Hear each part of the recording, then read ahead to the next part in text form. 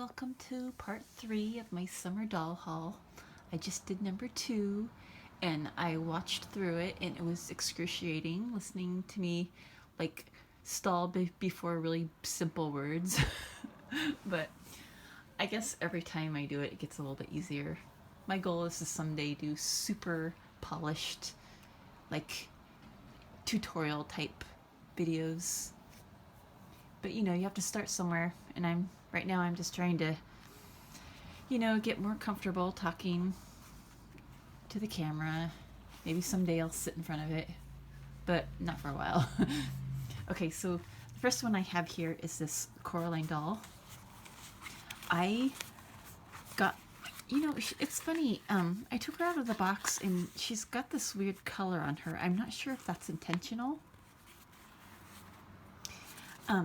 I got her from work because Leica employees got a little discount on all of the Leica merchandise.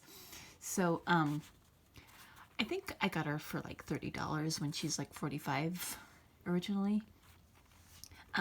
I've been wanting her for a really long time. It seems like when the movie came out, she this I feel like this one came out pretty late, like months after the movie. And then she sold out really fast, and then people were selling it on eBay just totally jacked up.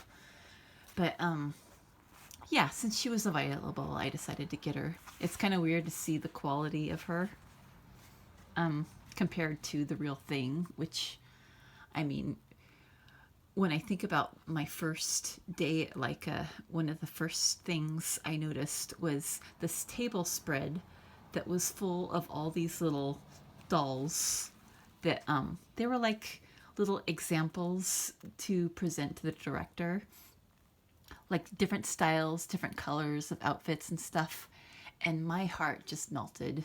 That was like one of the most amazing days of my life to show up at work and see a spread like that, with all my love for dolls and stuff. And at the time, I had no idea that there was going to be a Coraline doll in the movie, because obviously there wasn't one in the book. But yeah, this represents something really happy for me. So I was glad to get her.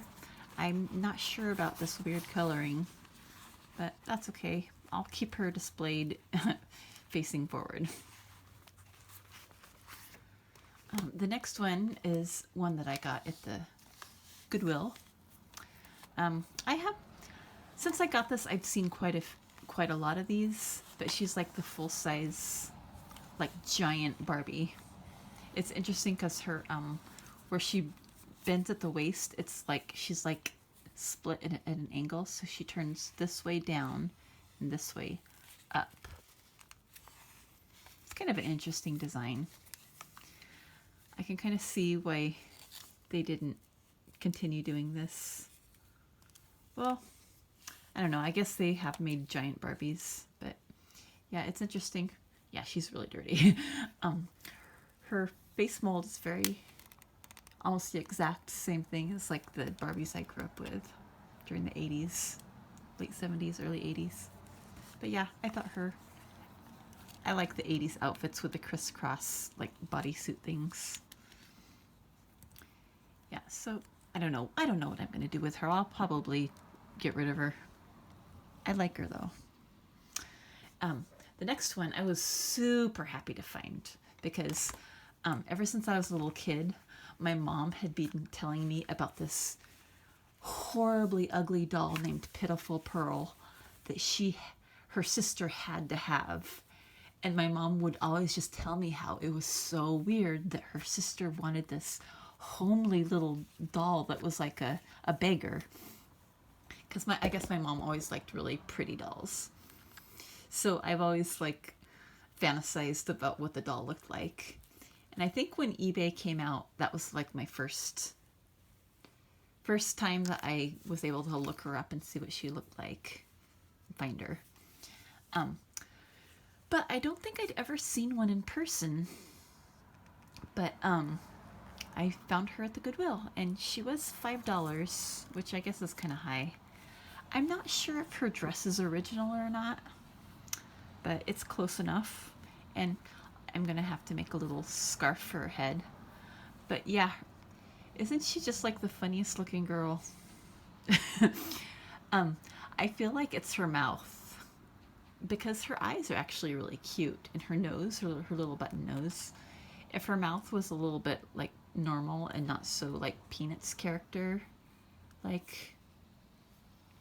But yeah, she's interesting, and I do like how sensitive her eye neck is. The way she her sleep eyes go. Yeah, she's cute. I mean, you do learn to love her. And then the next one, Tiffany Taylor is who she is. I had never heard of her. I think I vaguely remember seeing something like this when I was young, like maybe a friend's older sister had one, because she came out a little bit early for me to be into her. But I was at the Goodwill, and I see like this doll with like this massive hair, this two-toned hair, like strapped to a board. And I saw the two-toned hair, and the first thing I thought was like Christina Aguilera during the Pussycat Dolls era, like early 2000s, with that, you know, how they put those horrible black stripes in platinum hair. So I assumed it was some really tacky doll. And she was just like cellophane wrapped to a this glittery board. So I was sure it was just some weird tacky doll or like Mycene Barbie or something. But then I noticed that she had on this cool red terry cloth tracksuit. So I was like, okay, I better check her out a little more. And then I see her face, and I'm like, oh my gosh, who is that? And after kind of looking these up, I can see that this is actually a really good condition. Like the detail of her makeup is just so nice. But the gimmick with this doll is that she's a brunette with her scalp like this, and then with the twist. And this isn't going to look pretty when I do it. You really have to spend a lot of time positioning it. But you twist her head, or you twist around her scalp, and then all of a sudden she's blonde, and you have to spend a lot of time hiding hiding the other color. But I just thought that was the most amazing design, and it's so 70s, like, because so many of the dolls, like including Blythe and like Chrissy, with their like changeable parts. Yeah, I just think she's so pretty. I definitely prefer her as a brunette with bangs. But it's funny, as a blonde with a side part, she really reminds me of Britney Spears, especially with how like her shoulders and her neck. That's just so Britney. Yeah, I just think she's so pretty. When I first got her, I was like, I am gonna bead her some beautiful dresses and make all these clothes.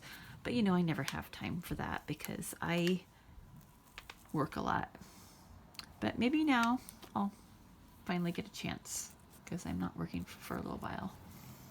But yeah, I love her. It's like one of my favorite like surprise finds ever. And then I have Cynthia. I think I first saw her in a book called Modern Doll Rarities. I guess that book came out before you could find websites that would show you in-depth information about vintage dolls. So I found that book. I think I was interested in looking at Sasha dolls and things, but I always noticed the pictures of her, and I remember the author was commenting that her hair is one of the nicest doll hair ever made. until Kimberly's Tommy came out. I was like, yeah, that makes sense. And well, I guess the thing with her is you put these little records in the side of her torso, and then she talks. She's got this little button here. So she didn't come with any records and no batteries, so I haven't been able to test her out. But her dress is really cute. So I brought up Kimberly's Tommy because I had an embarrassing like splurge at the Goodwill. For some reason, it was a day where I was just seduced by everything from my childhood. So I saw in this pile, Kimberly, Tommy's Kimberly. I had her when I was a kid, and I actually still have her. But for some reason, I saw her, and I could not resist her. I was like, "This is Kimberly. What a beautiful doll!" And I think I just bought the Cynthia, and it made me think of that thing the author said about Kimberly and her hair, and it's just like, oh my gosh, her hair is so amazing. And she had her outfit, no socks, but she had her roller skates. So I was like, okay, I'm gonna go ahead and buy it. I think she was like $4 or something. I do kind of regret buying it because I already have one. What am I gonna do with a whole army of them? And then, like less than a minute after I found her, I found her. So I actually have two. This one's weird. Someone tried to fix her stringing by putting these buttons. I don't know. I don't know if I'm the biggest fan of that. So I have two. Well, including mine at home, I have three. And then now for the most embarrassing thing that I bought. I was super into my childhood's toys at that hour, I guess. And I came home with a preemie. I'd also been watching some Babyland General videos on YouTube.